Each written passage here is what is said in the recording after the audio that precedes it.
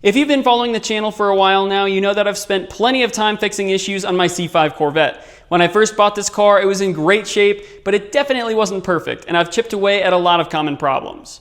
I fixed things like the notorious T56 transmission reverse pop-out issue, a bunch of annoying interior problems like the ashtray door spring and the seat bushings.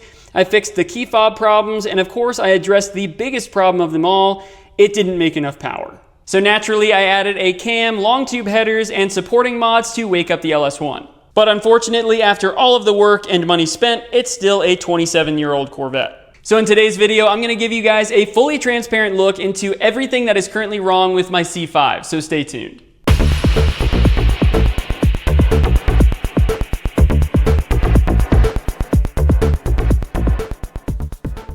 The first issue is definitely the biggest one, and that is the EBCM failure. And yes, I have diagnosed it, and it is in fact the EBCM. There are a few steps you need to take to diagnose your EBCM. The first, of course, is to check your engine codes, and then after that you need to grab a multimeter so you can check your pins to the EBCM and check your fuses. If you want to see how I did that, make sure to check out the video above where I walk you through the entire process.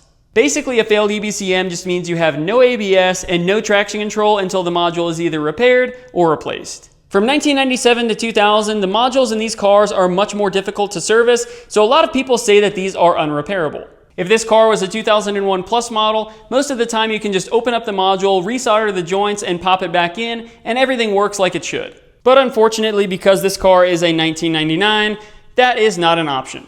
But there are plenty of shops out there that claim that they can fix the 1997 to 2000 modules, so I might pull mine out and send it to one of these shops and just see what happens.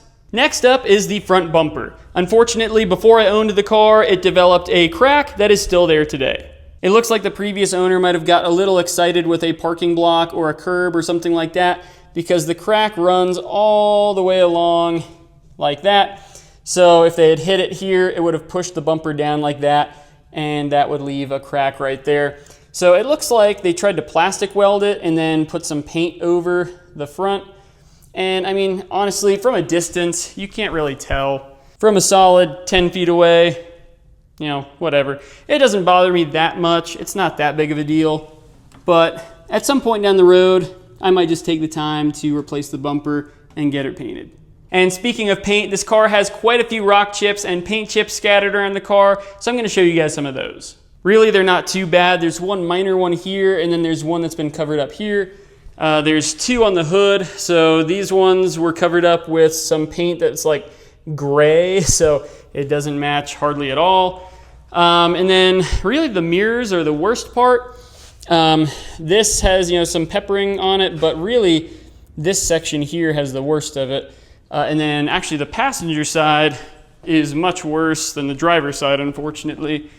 You can see here the passenger side mirror has quite a few rock chips. I don't know why that is.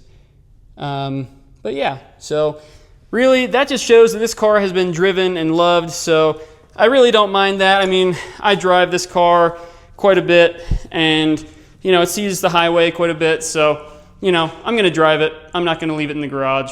Now, the paint issues that bother me much more are the ones like this one.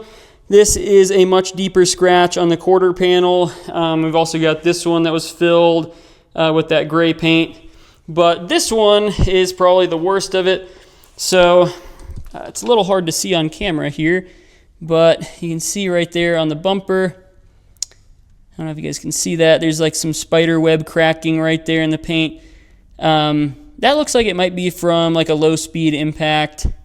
You know, the bumper really wasn't damaged itself. The plastic is fine, but this one might have been from just bumping up against a wall, or maybe another plastic bumper from another car, where basically the paint just flexed enough that it cracked. I haven't seen anything. Oh yeah, you can see when I run the light like that, you can really see the paint crack right there.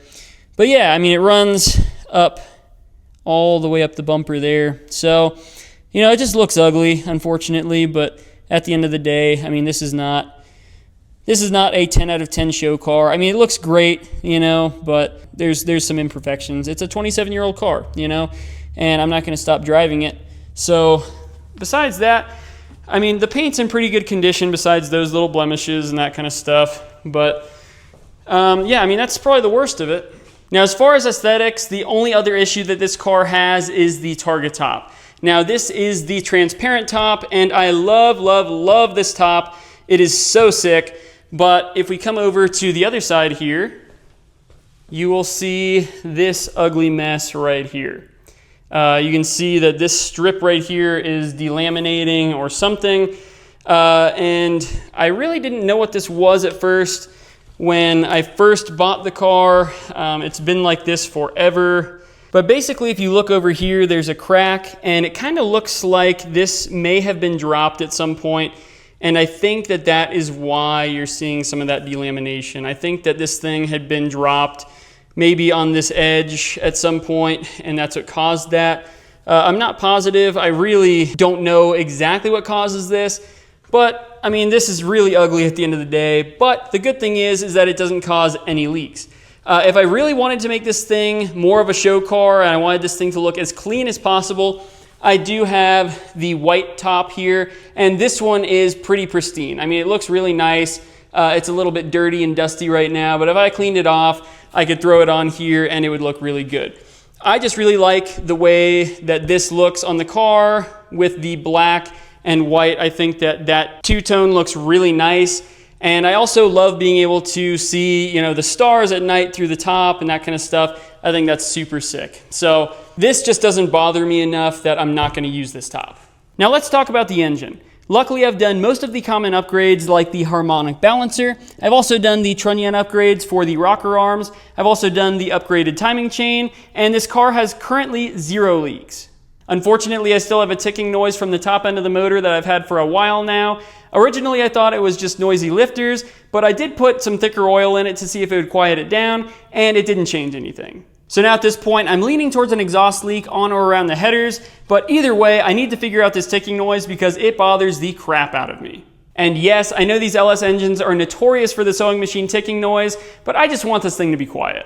I guess another thing that I could mention that's an extremely minor issue is that this windshield wiper sprayer broke off, and so I ended up just gluing that guy back on, and because it's filled with glue, it doesn't spray anymore.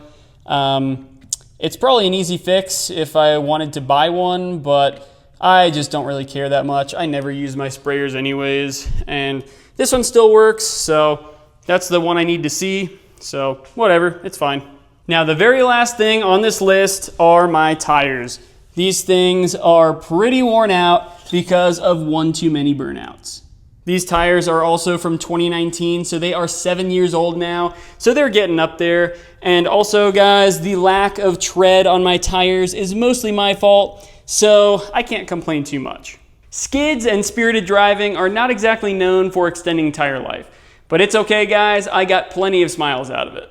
But there you have it, guys. That is everything that I can think of that is currently wrong with my C5 Corvette. And for a car that is 2 decades old now, I think that's a pretty manageable list. I'd much rather have a car that I get to enjoy that needs some love once in a while than a car that sits in the garage all the time that's perfect. But make sure to check out my C5 Corvette video playlist to see all of my past repairs and DIYs. I promise you'll learn something. And again, I've put in a lot of work to make sure that this car is mechanically sound before anything else. But let me know in the comments what the biggest issue is with your car. That's all for this week, but if you enjoyed the content for today, make sure to leave a like and subscribe to the channel for future content. I'll catch you guys next week. Later.